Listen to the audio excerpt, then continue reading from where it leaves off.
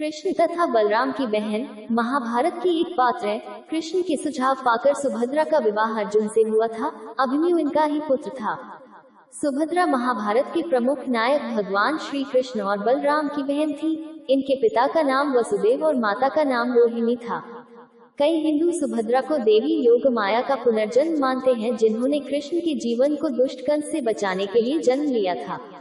बोरीसी के अनुसार जब अर्जुन स्व लगाए गए तीर्थ यात्रा के बीच में थे, तो उन्होंने अपने भाइयों के साथ अपनी आम पत्नी द्रौपदी के साथ निजी समय के संबंध में समझौते की शर्तों को तोड़ने के लिए द्वारका शहर पहुंचने और कृष्ण से मिलने के बाद उन्होंने रेवत पर्वत पर आयोजित एक उत्सव में भाग लिया। वहां अर्जुन ने सुभद्रा को देखा और उसकी सुंदरता से मुग्ध हो गए और उससे शादी करने की कामना की। कृष्ण ने खुलासा किया कि वह अर्जुन के मामा वसुदेव की संतान और अर्जुन की भी बहन है।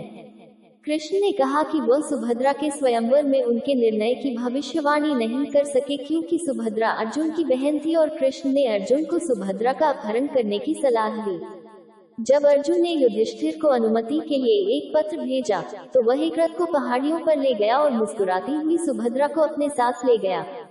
सुभद्रा के रक्षकों द्वारा उन्हें रोकने के असफल प्रयास के बाद यादव, वृष्णि और अंधका ने इस मामले पर चर्चा करने के लिए एक बैठक की। कृष्ण द्वारा उन्हें दिलासा देने के बाद वे सहमत हो गए और इस प्रकार अर्जुन ने सुभद्रा से वैदिक रीति रिवाजों से विवाह किया।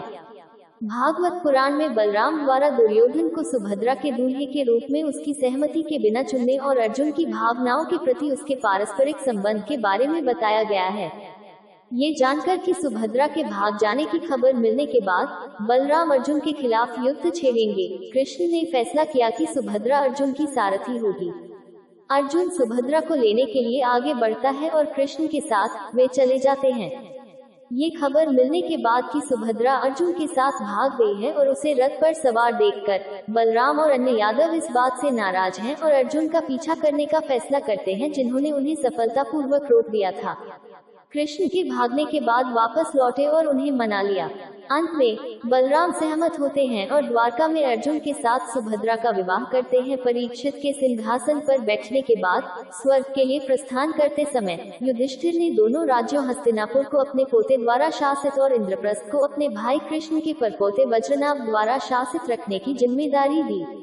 महाकाव्य में उनकी मृत्यु कैसे और कब हुई, इसके बारे में कोई विशेष उल्लेख नहीं है, लेकिन ऐसा माना जाता है कि पांडवों के साथ द्रौपदी के स्वर्ग में पहुंचने के बाद सुभद्रा और उनकी बहू उत्तरा अपना शेष जीवन बिताने के लिए जंगल में चली गई। जिले के भाद्राजून गांव के निवट भुम्बरा पर्वत स्थित महाभारत कालीन सुभद्रा माता का ऐतिहासिक मंदिर जन जन की आस्था का केंद्र है। ये स्थान देवी सुभद्रा व अर्जुन के गंधर्व विवाह की पवित्र स्थली माना जाता है। किंवदंतियों के अनुसार भगवान श्री कृष्ण की सहमति से अर्जुन ने सुभद्रा का द्वारिका से हरण कर उनके द्वारा बताए गए इसी रमणीय स्थल पर गंधर्व विवाह संपन्न किया था। ये स्थान महाभारत काल में द्वारिका हस्तिनापुर मुख्य मार्ग पर स्थित था। कहा जाता है कि बलदेव जी का दैवीय हल किसी को भी 500 योजन की दूरी तक पकड़ लेता था।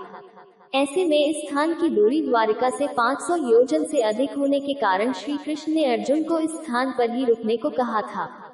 उस समय ये पर्वत अनेक ऋषि मुनियों की तपोस्थली हुआ करता था।